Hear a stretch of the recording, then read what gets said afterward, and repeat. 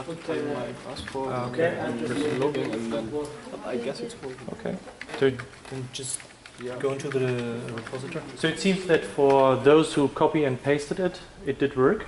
Okay. And so try to copy and paste what GitHub is suggesting to take. And maybe it was just a typo or something like that. Yeah. And well, then, okay, yeah. So there are.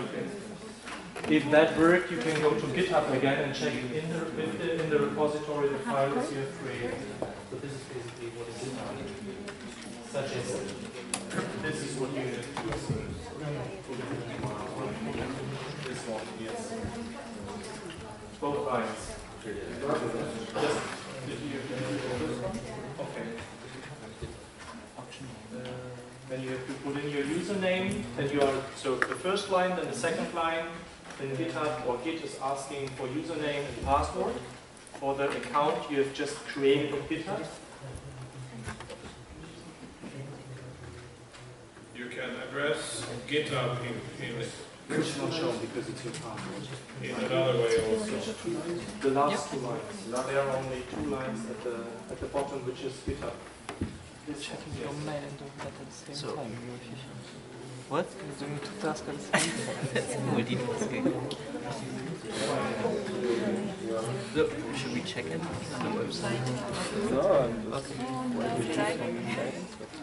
Okay, so now we can go to It's this. important that the password is not shown at the watch command line, and watch. because otherwise they can see what you're typing and know your standard password. this is what then you have your go to. Hello. Yeah, no? Okay. Here it is. But take the first one first to see what the output is. Take the second one. Of setting up this Git? Oh, the Git of the configuration. I mean, this is So there are called new stuff with V1.1. two ways. Yeah, I think it's just like the advanced way of doing it without making mistakes. When your repository is in this form, Git and GitHub,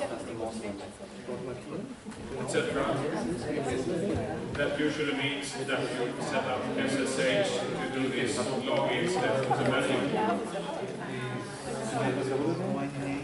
The alternative, this is another alternative. So I define GitHub in two ways now.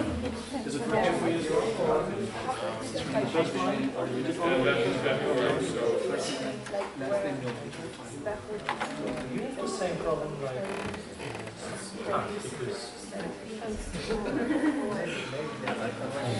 so the first paste version GitHub, you need SSH. Okay, try again. When you reference GitHub in the second way, as I've done after Origin 2, then that works, but then you have to supply your username and GitHub. So then you do a sort of a login step every time you do a Git push. And now you do the repository. That worked for me in this case, but if you do this many times, it gets a bit tedious. So it's better to have SSH set up.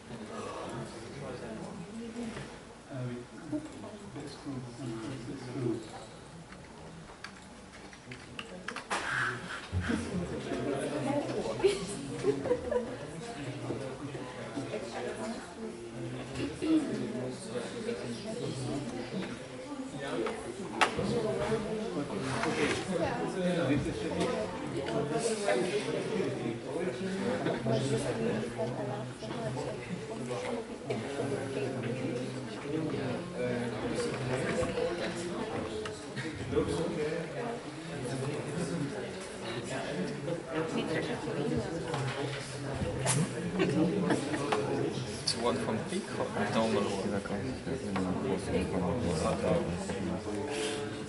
Steven hat speak. You have With the same thing goes for me. there, right? Hold an email. To like find my permission group.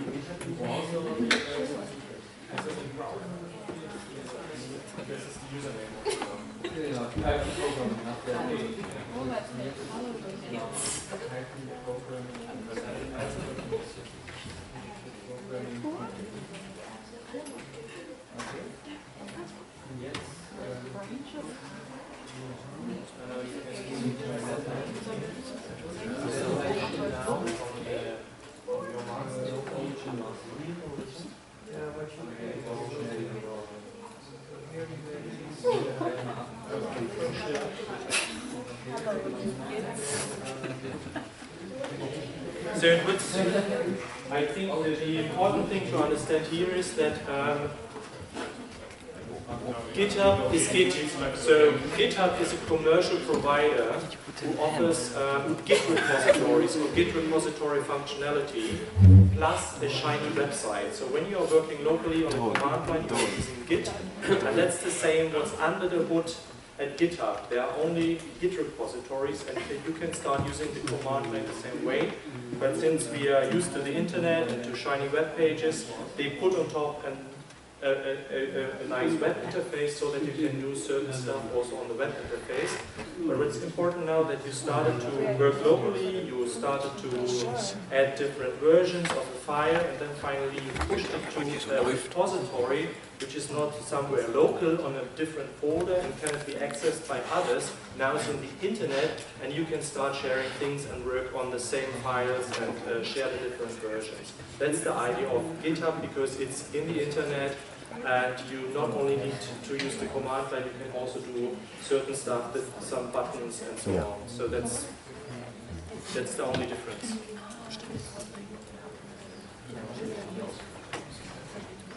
Now, if I want to share this stuff with you, how can I do that? Well, I think there was this pull request or something. But without pasting by this vertical user. You mean on the command line? Yeah. But there must be some way. But I mean, maybe it helps us because before we also got the command line here. So pull request.